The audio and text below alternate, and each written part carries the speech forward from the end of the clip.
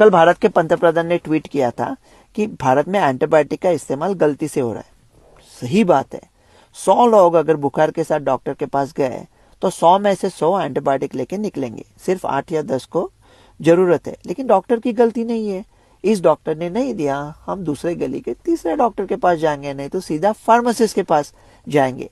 ये बैक्टीरिया होते हैं चोर की तरह, और एंटीबायोटिक्स होते हैं पुलिस या सिक्योरिटी। हर चोर को मारने के लिए सिक्योरिटी बुलाई तो चोर सीख जाते हैं सिक्योरिटी के साथ कैसे लड़ते हैं।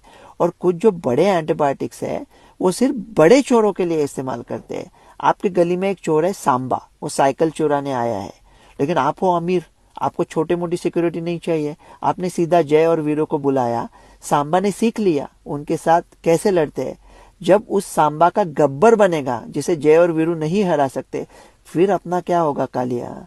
अमेरिका में मैंने टिगेसाइक्लिन का प्रिस्क्रिप्शन लिख दिया, एक बड़ा एंटीबायोटिक है, तो यहाँ कमिटी बैठती है, 1000 सवाल उठाते हैं, सिर्फ कुछ लोग इस्तेमाल कर सकते हैं। इंडिया में क्या होता है, फार्मेसी जाओ और कहो अरे पिंटू बेटे 5 टिगेसाइक्लिन की शीशी और दाढ़ी के ब्लेड्स दे दो। मेरा पंतप्रधान से एक नन्हा सवाल है, ये सब जिम्मेदारी लोगों पे डाल रहे हो ना, तो कुछ गवर्नमेंट के साइड से भी कंट्रोल हो। मैं एक बैंक में खाता खोल रहा था तो 25 लोगों की एक गैंग कुत्ते की तरह मुझ पर टूट पड़े।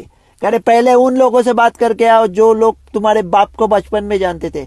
मैंने कहा बैंक में खाता खोलने आया हूँ, कुछ बैंक लूटने नहीं आया हूँ।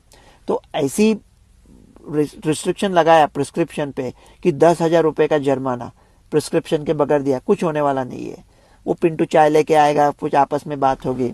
लेकिन हम डिजिटल टैग बना सकते हैं कि कौन से जो बड़े एंटीबायोटिक्स है इनका इस्तेमाल कौन करता है।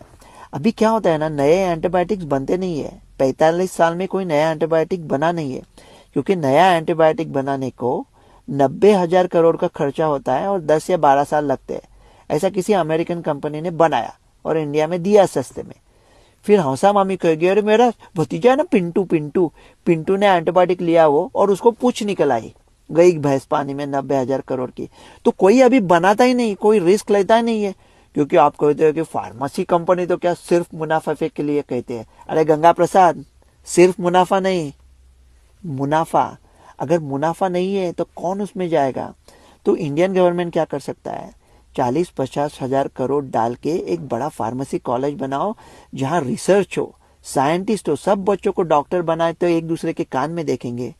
तो ऐसा नया एंटीबायोटिक बनाओ, जब 5 साल बाद मेरे भारत का नाम आएगा न्यूज में सुपर बग के साथ, तो ऐसा आना चाहिए कि भारत ने सुपर बग का ट्रीटमेंट बनाया है। सिर्फ बचेंगे नहीं, बेचेंगे।